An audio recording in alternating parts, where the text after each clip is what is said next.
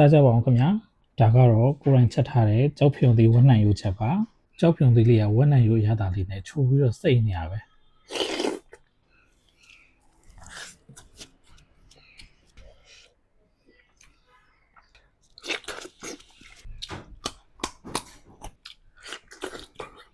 ဝက်နိုင်ရိုးပါ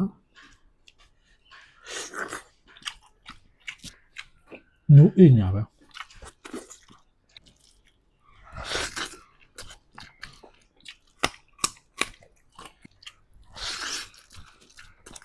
ပြီးရလေးတက်ထည့်ပါမယ်အဆက်လေးနဲ့စားမှာဆိုတော့အလိုက်ဖက်ဆုံးကတော့ရင်းနှွေးချမ်းပါပဲ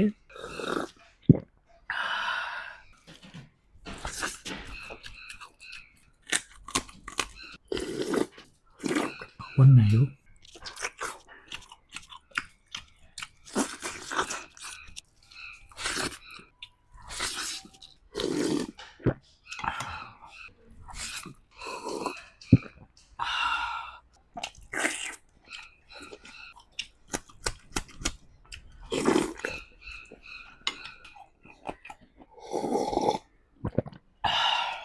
အဆက်ပြေလေး